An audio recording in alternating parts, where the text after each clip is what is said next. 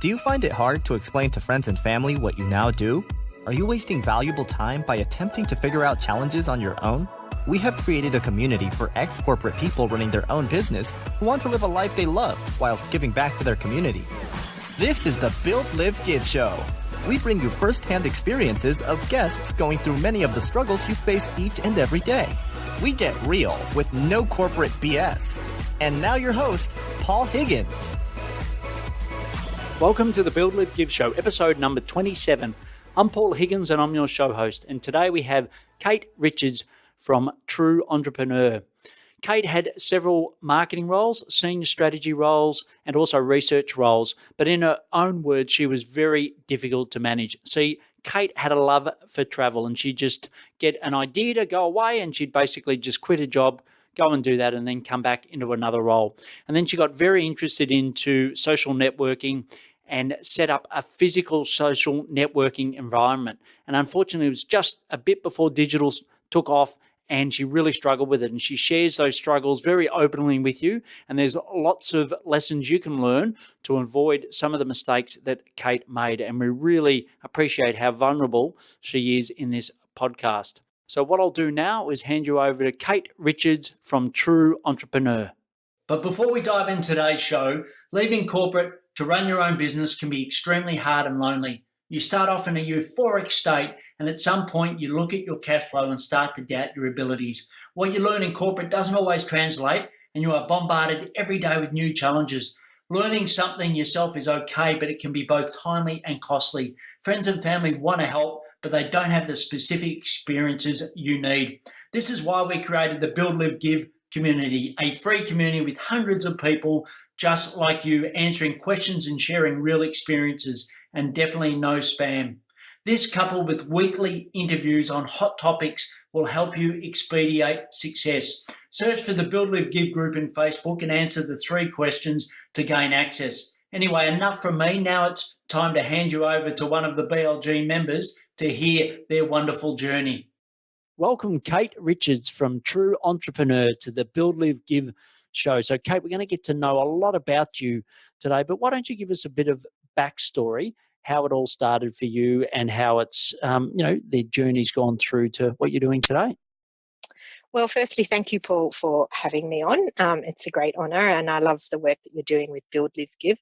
And I think it's we're very well aligned in our values and what we try and do in business. So I'm really looking forward to today. Excellent. Thanks, Cate. So quick backstory. I'll try and be quick. It's a little bit long because I'm 52. So there's quite a few years packed in there. But look, I was probably a pretty standard corporate type. I had a degree in marketing and I made my career in consumer insights, which was originally called market research. So I first was a supplier, and later on in my career I switched to a corporate role, and that was initially for Commonwealth Bank. So that's a very interesting role because you're the voice of the customer in an organisation that would prefer that customers didn't criticise them at all. So Yes. It was always a very interesting line to walk. And I had to learn the importance of integrity and also evidence. So in a company like, the Commonwealth Bank, you can't work against the culture.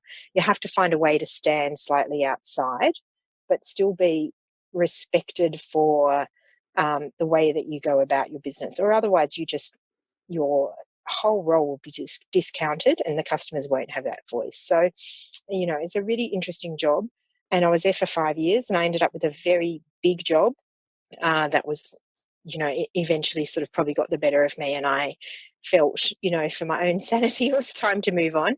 So I actually took a year off at that point and I studied all aspects of human creativity and particularly facilitation techniques that enhance kind of creative solutions. So that was a fascinating period and kind of maybe was my first venture into entrepreneurship, but I kind of felt that I didn't really have something I could sell. So I was offered a job in advertising actually as a business strategist, and the agency was called Singleton Ogilvy Mather then, and that's now called Ogilvy. And that was, of all my jobs, probably my favourite job. Super hectic though. I was there for 4 years and I loved it, but eventually I took another corporate job and I went back to a smaller bank. But I did discover that what I loved about strategy was it's that intersection of commercial reality and creativity. So it really suited me. So it was a great, Paul, did you ever have that in your work where you just landed in that intersection of what you were great at and what you enjoyed, and it was a really good time for me. So I knew that I wanted to have that kind of creativity and flexibility, but the corporate world, I found, I was just really unhappy, and I was what I would now recognize as completely out of alignment with my deeper values. Yes. So that took me to the age of 40. And I think it's a pretty pivotal age for a lot of people. And anyway, I had this idea for a business, and it just kind of followed me everywhere. And I was running in the shower, when I was driving, it just wouldn't leave me alone. And I knew, and I sort of recognized that I had this burning desire to create something from a blank sheet of paper. So I went and got a line of equity on my house, and I just went and did this thing. And of course, in hindsight, it was totally crazy and it was unbelievably risky. And yet, I jumped in and I did it, and it was an enormous effort. And like, to get the thing done and built, like, I now look back and I go, I don't know how I did it. Well, I did it with a lot of help, but, and so I'm sort of proud of it in that way. So the business was a social club, and it was for professional single people. And the brand was great.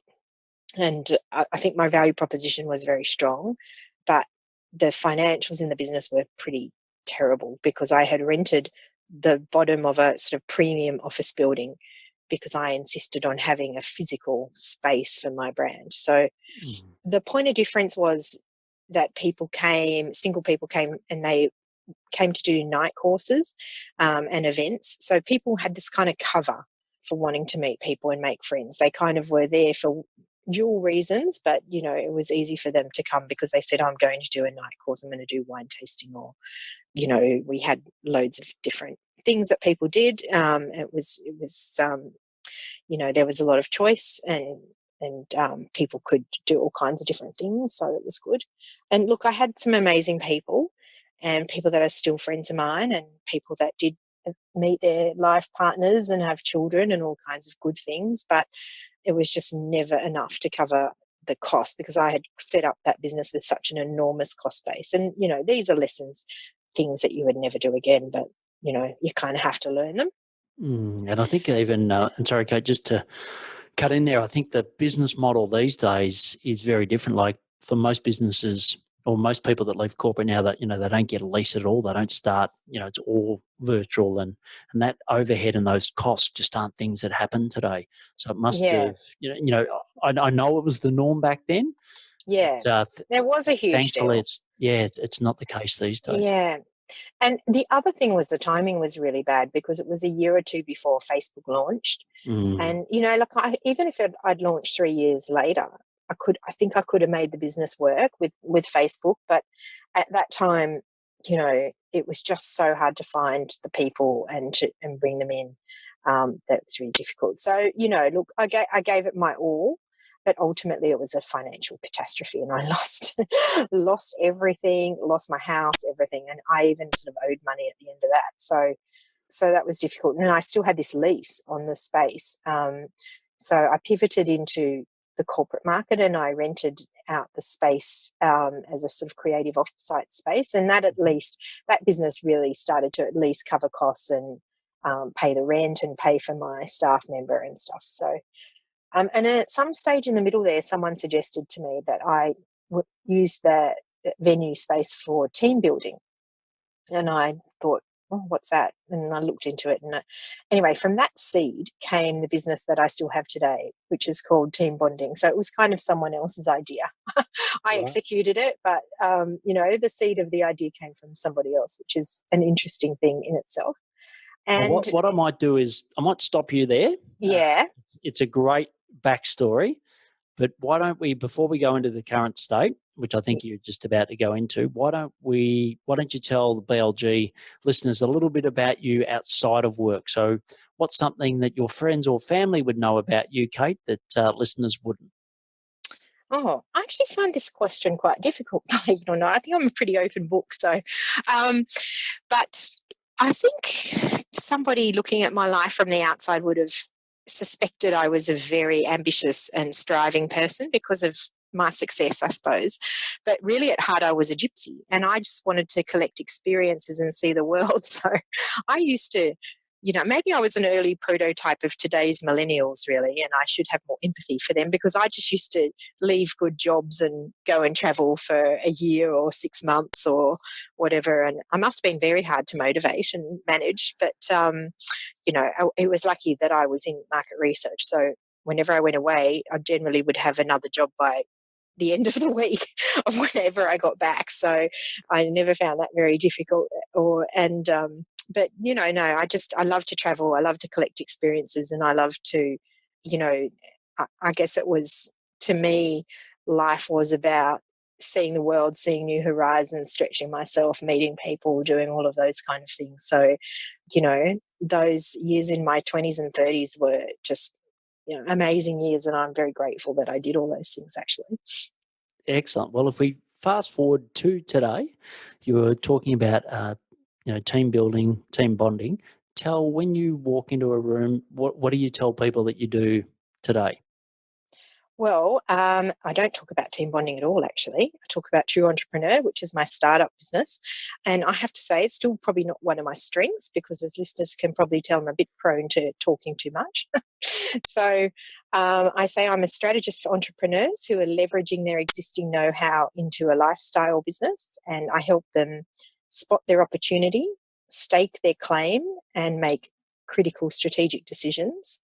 I'm not a coach, I'm a strategist, which means I guide people to their own answers so they can design their business really intentionally. And I help them out of that crazy maze of confusion and onto solid ground and then into momentum. Okay, very nicely said. And how do you make revenue at the moment? Well, True Entrepreneur is still a startup. So at the moment, I have a few products. I have a low price work along sessions, which is sort of an introduction to me and my work. And then I have some mid price offers of sort of strategy intensives where I work with people for generally half a day, working on, some strategic issue and just getting everything mapped out. And, uh, sort of we look at all their options and then we sort of look at criteria to work out which way would be best for them to go. And I do some consulting with people as well on things like rebrands and stuff like that. So, some of my clients are a little bit more high level, and sometimes they're a little bit like me. Maybe they've built a business they don't love. They're a bit out of alignment, and they start thinking about how they could make changes in their life and their business to sort of bring all that back together. So I work with them as a consultant. And in team bonding, which is my other business, it's a business to business productized service. So we're market leader in Sydney and we run about 300 events a year. So that's a very lot of busy work in that business. So it's obviously very profitable as well. So that kind of supports me as True Entrepreneurs just starting to gain some ground. So I'm in a very good position, I think. Yeah, and look, that's a brilliant pivot from what was, I suppose, a difficult time when the first venture didn't quite take off, but it's great that you've pivoted and that's very successful now. And if I just go back to the strategy, so you help a lot of small businesses with strategy. What are some of the key themes you see at the moment that people are really struggling with when it comes to strategy?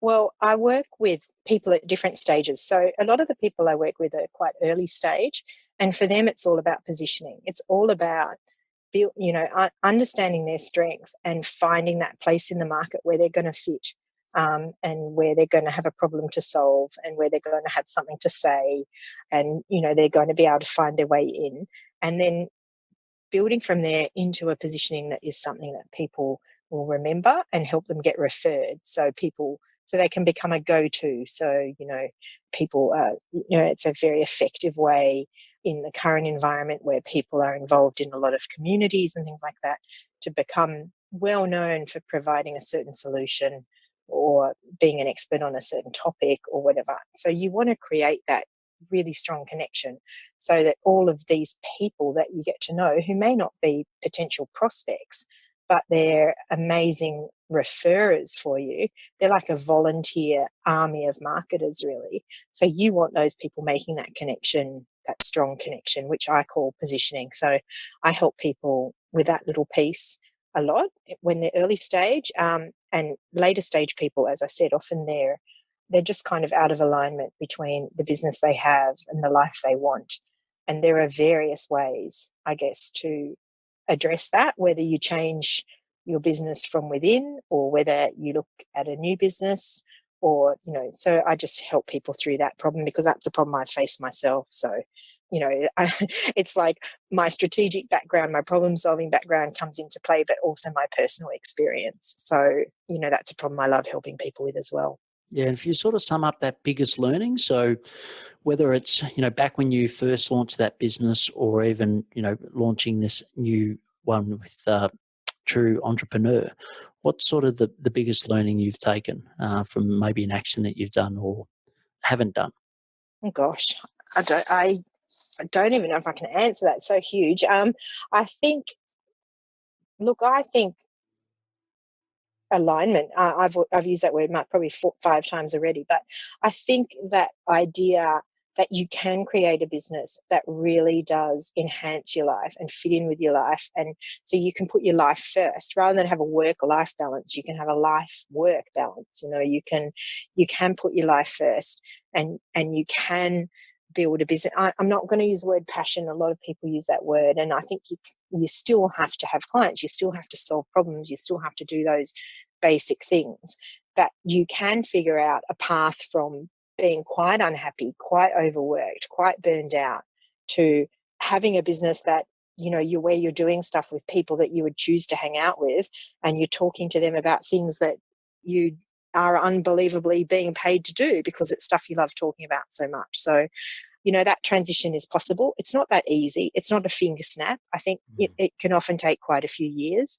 But I think once you start taking the steps, you can take them fast or slow. But, you can actually get there, because I've done it and a lot of my friends have done it. And, we'll face different problems, but it is great. It is a great position to be in, to have a business where you really are in service to your clients, and it really does bring a lot of meaning into your life. So, and it is possible. Yeah, brilliant. And I totally understand that. As far as True Entrepreneur as a business at the moment, what are some of the biggest challenges that you currently face? Do you know, I'm going to be really truthful here. I've actually been surprised at how difficult I've found building an audience, because I guess the reason being that I'd sort of watched this business model from the sideline for so many years, and so many of the people that I followed and got to know did have this business model, that I guess I felt like, once I had time and my content was going to be great, and it was just a case of, put that blog out there and start, putting great content on there, and people would just find me. And that actually hasn't been the case at all. So, like when I'm being not in my self-doubty, going crazy voice, I think my content is good, and it certainly compares with what anyone else has got. But it's just becoming really evident to me that just putting out good content isn't really going to be enough anymore. So I don't really know. I mean, maybe there is still a disconnect, but I'm starting to wonder if maybe it is a really saturated market, and the people who built audiences 3 years ago in different market conditions aren't really the people to be learning from anymore. So, as I said, I don't quite have an answer. I know that I haven't been consistent enough, and after I've moved house, which I'm doing in the next few weeks, I'm going to make sure I commit myself to more of a regular sort of content schedule, and sort of make sure I am always conversing with my audience and being more consistent. But in terms of building an audience, no, I don't think I've quite hit yet what it is that I'm going to be doing to actually achieve that with any kind of sustainability and consistency. So, yeah, it's surprised me how hard it's been. Yeah, look, it's a brilliant point, and I think there's a lot of people making money out of selling a model that did work, but I think it's just become so crowded, to your point. And social media myself, it's a double-edged sword for me. So I love the Build Live Give community. I love the fact that I can run that through Facebook and it touches and impacts so many people. But I'm also cognizant of the fact that I'm also coaching people and getting people to be more productive and getting them off social media. Yeah, So that's right. it's a really difficult thing to get that cut through. And I know that always the good content will always get into the right hands, but I do think that the generic approach that made, as you said, some people a lot of money and really created a big audience a couple of years ago, I just don't think that that's working now. And I think we're in a change because people are nearly exhausted by the amount of content Yeah. we've got. Well, and the amount of communities that they're part of and all Mm. of those kind of things, and the amount of content there is to consume. But I don't know what the other answer is. I built team bonding with paid traffic. That's the need to solution model that I understand really well. Whereas this is actually an entirely different business model. It's almost like the yellow pages and the white pages. Somebody almost has to know you first and know what you do, and make that connection, and make that connection to a problem they have or a friend has. And it's not as direct. So yeah, no, I don't think it's that easy. I can't see that anybody could start a Facebook group today and end up with 30,000 people in it like Kimra Luna did, or, some of these people have done. Screw the 9 to 5. I think, there are people that just rode a wave, and I'm not saying they didn't deserve it. They were good. They jumped out. But, it feels to me now like we're in a mature market rather than an early stage market. So, but I've got to back myself. I know I'm a problem solver and I know I'm super creative. So I think I'm going to crack this somehow. I just don't exactly know how. And I probably don't have at the moment enough really bandwidth. So what I'm going to do is just give my subconscious that problem to solve over the next few months, and then hopefully something will come to me. Excellent. Well, look, the next section we go into is the live section. I know you live in a beautiful part of the world. So why don't you sort of describe a typical week for you? Well, it's interesting you say that. My life just changed last week. So I do live in a great part of the world. I live an hour south of Sydney, in a place called Stanwell Park, which is a beach. It's called Park. There's a park and a beach, so that makes it good. So I've got a tree change and a sea change all in one, and it is very much like it's a little small village atmosphere, strong community, and I live on an ocean beach with my dogs, which is amazing. And I just recently, because I loved it so much, I rented here for 2 years and I loved it from the first week. I knew I wanted to stay, so I just made a huge purchase and bought a house, which is about a 3-minute walk from where I've been living in the rented house, but I'm moving there over the next couple of weeks. So that's a huge thing. And on top of that, I just took back the main day-to-day project management for team bonding. So that's kind of going to be about 6 hours a day. But what I've done is I've put my VA in till 11:30 each morning to make sure I'm protecting my mornings, and I'm going to continue to create content for True Entrepreneur, and also continue that sort of self-care that I've been able to do since I lived here, and make sure I'm outside every day for an hour walking my dogs and enjoying the beach and enjoying the bush and stuff. So even if I am going to go back to that hard work, I've kind of made sure to give myself a little bit of cover that I didn't used to have. So hopefully I won't go crazy. Excellent. And I Yeah. think and I know, Kate, I hope you don't mind me mentioning this, but you've actually got a VA in a part of the world that not many people tend to get VAs from, certainly from Australia. Would you like to sort of give us a bit of I bit of a do. Well, story on that? I actually have 2 VAs, Okay.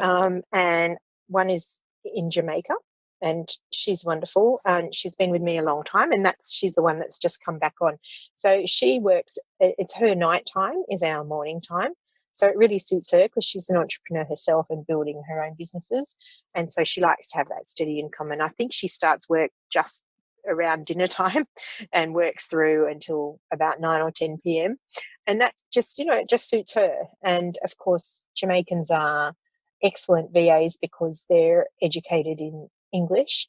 So English is their first language. They're, very excellent written skills, spoken skills, quite natural service skills. So she's really good. And she was actually had some VAs before her that didn't work out, and you never know if it's you or them, and it's probably a little bit of both. But from the time she and I came together, she was a lot more intuitive about the values and the culture of the business, and she was good at kind of problem solving. So she's very helpful to me. And then I have a Filipino VA who works in the afternoon, and she does a lot more of the straight admin tasks. So she does all the invoicing, she checks all the payments, she sends out the receipts, she does a lot of the repetitious tasks. So it's a good balance, actually. It's really good.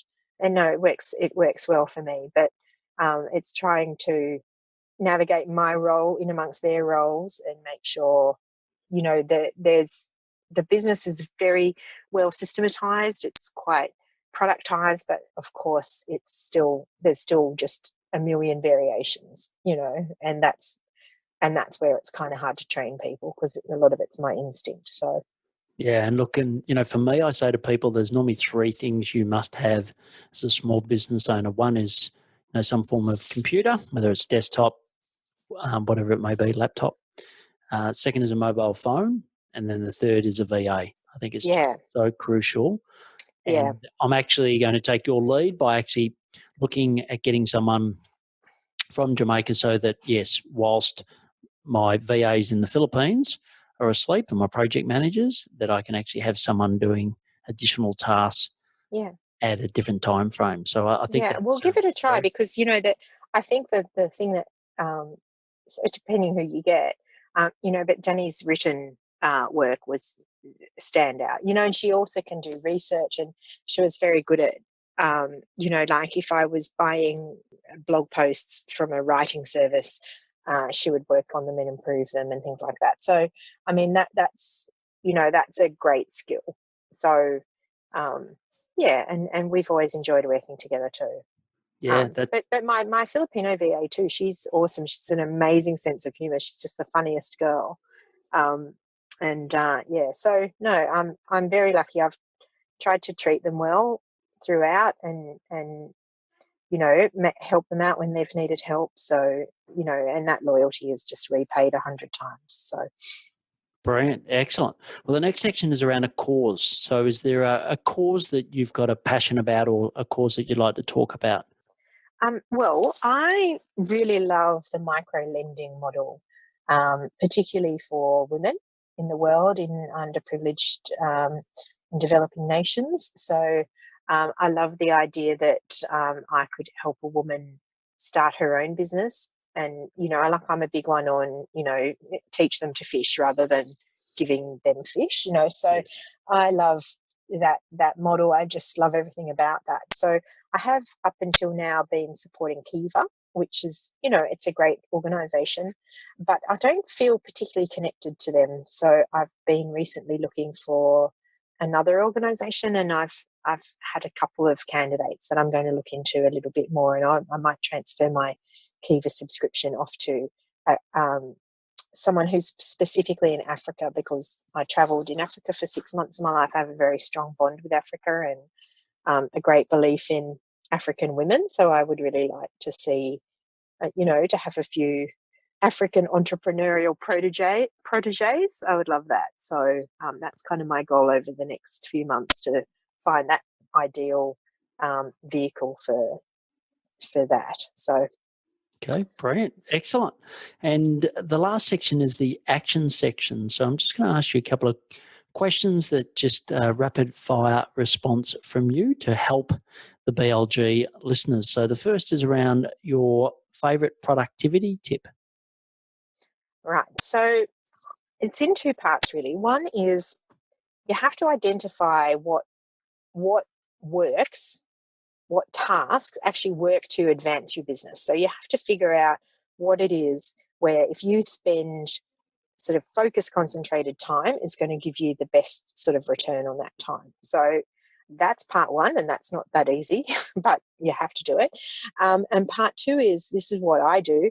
I protect my mornings. So I spend at least 90 minutes a day doing whatever is that task. So in True Entrepreneur, that is high quality content and product development. So, of my paid products. So that's how I protect that time. I actually mentioned that earlier. That's kind of why I'm taking back team bonding.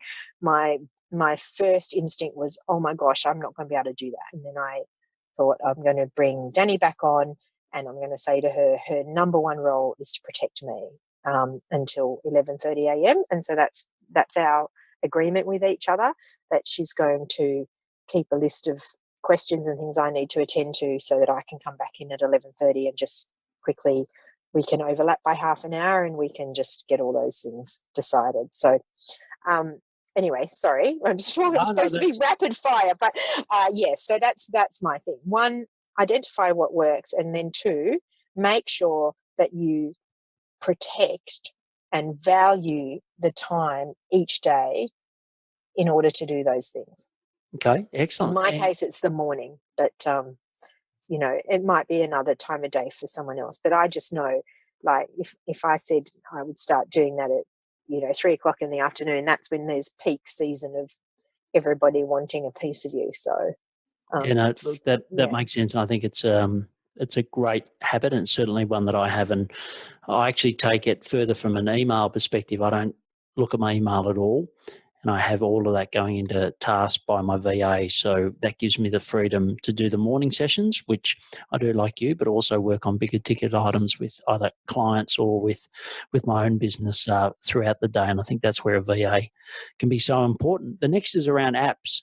So, a little bit about technology. So what are some of your favorite apps that you use, whether it's on a mobile phone or a desktop with your browser? Well, I listen to a lot of podcasts.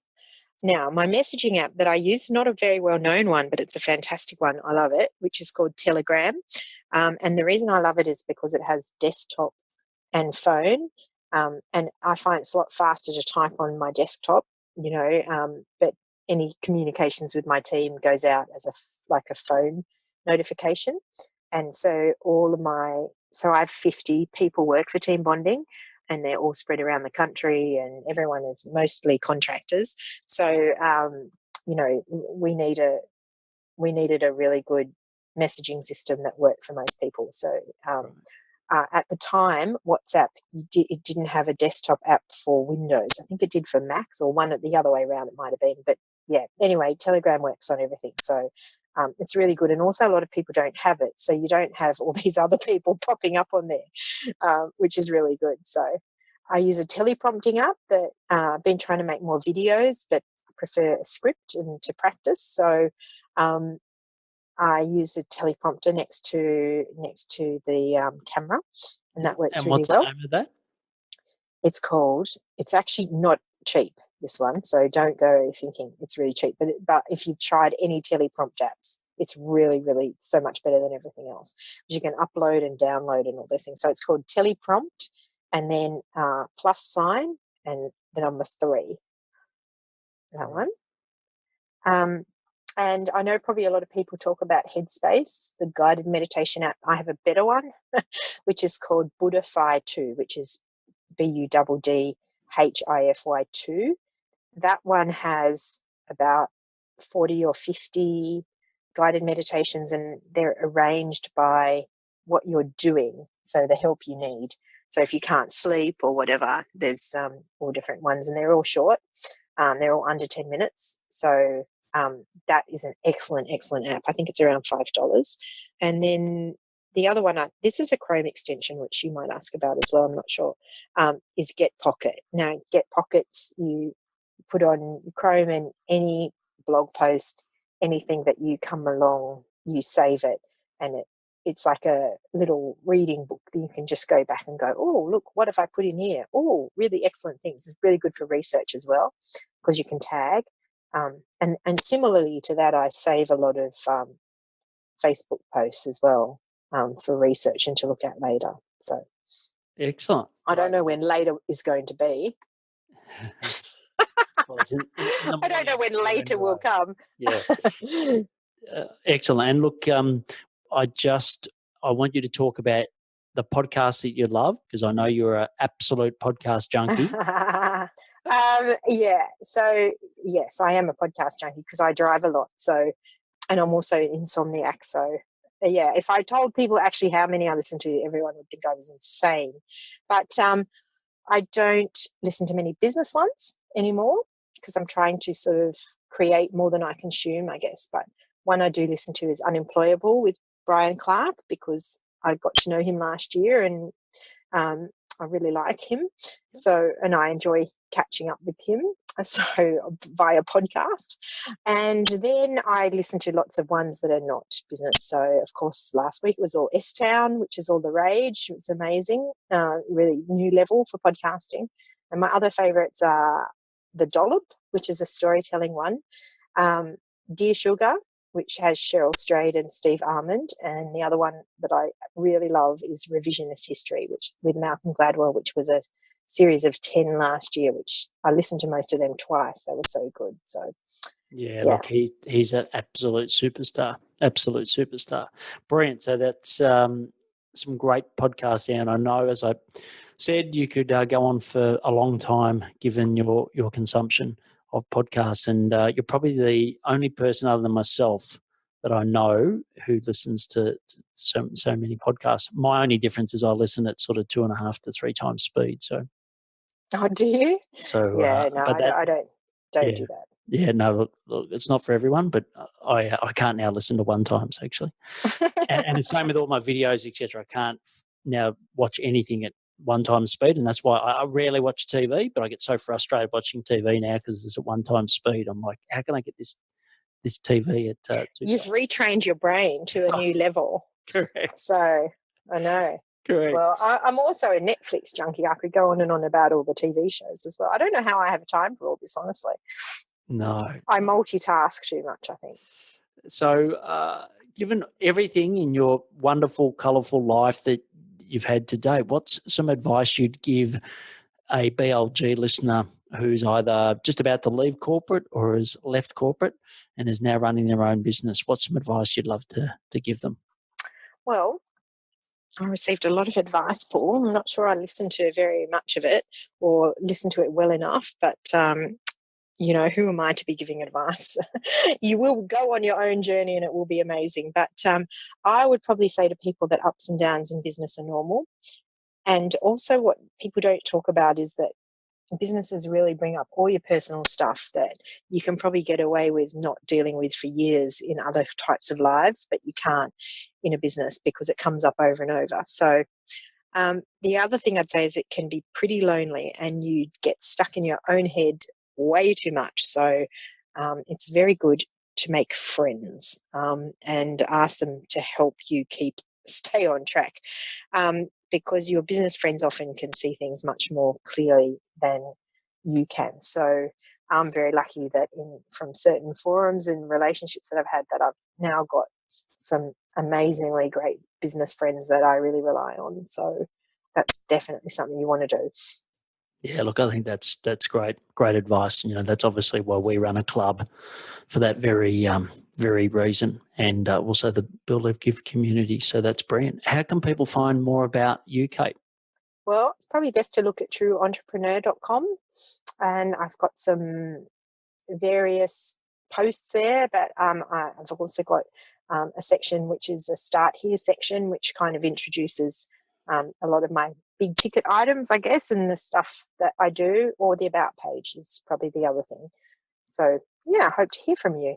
All right, brilliant. Well, look, we really appreciate you sharing your story today for the BLG listeners. We wish you every success in the future, and we love having you in the community. Oh, thank you, Paul. I love being in. I love what you're doing. I have a similar community of great people as well, and I just know how powerful it can be. So, you know, more power to you. You're doing a great job, and thank you so much for having me on. Excellent. Thanks, Cate. Bye. Thank you for listening to the Build, Live, Give show. If you found this show helpful, please share it with others so we can build businesses, live great lives, and give back to the community. If you would like to join the BLG community, go to our website, www.buildlivegive.com. Until next time, thanks for listening.